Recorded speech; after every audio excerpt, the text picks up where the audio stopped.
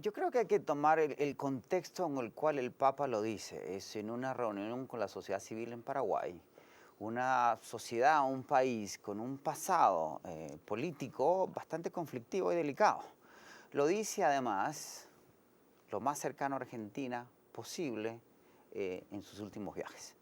Y yo creo que la acepción del Papa, además, que este es un Papa humano, conciliador, negociador, que ha facilitado no solo la transición en Cuba, el acercamiento entre los Estados Unidos y Cuba, sino el proceso electoral argentino. Y es desde una perspectiva espiritual y religiosa quien asume que las ideologías dividen y no unen, en una iglesia católica que busca unir a través de la espiritualidad, que creo que es en el contexto en que lo dice.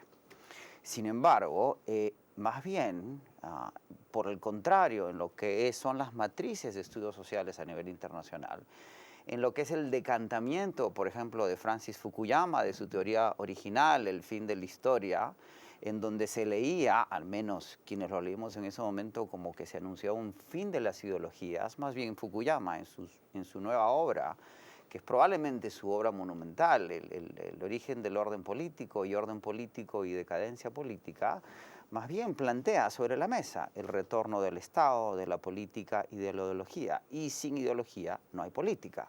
La clave es que esas ideologías, Oscar, en el siglo XXI, son menos radicales de las que vimos en el siglo XX. ¿Cuáles son esas nuevas ideologías? Yo creo que hay una, en general, en los últimos 50 años, ha habido una confluencia hacia el centro.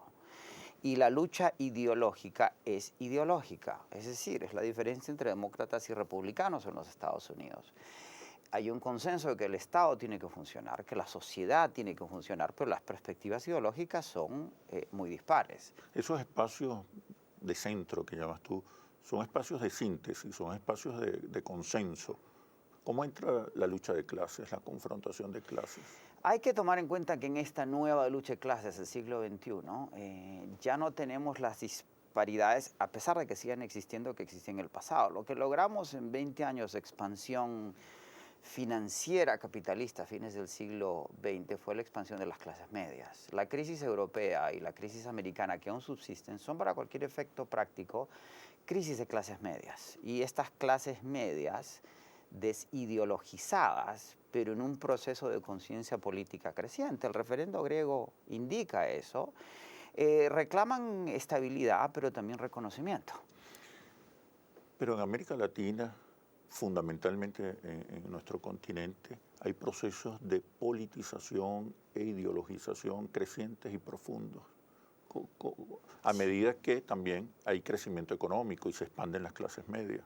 ¿Cómo explicar Sin duda, esa? pero lo que ves, por ejemplo, en Perú, el movimiento, los movimientos locales en contra de los intereses mineros, que en el Perú se ha interpretado como una política promina y antimina, pero que no toma en cuenta lo que se están reclamando son derechos locales, que tienen que ver con temas económicos, financieros, ecológicos, de sostenibilidad de las propias comunidades. Sin embargo, esos movimientos que reclaman dignidad, inclusión, pertenencia, no tienen los aspectos ideológicos que tenían en el pasado. Es decir, no es comunismo contra capitalismo. Es que el Estado nos considere. Lo que está reclamando la gente en países como el Perú y que de alguna forma se están haciendo efectivos en Bolivia o Ecuador, es igualdad de cara a la ley y equidad en términos económicos. Sí, sí.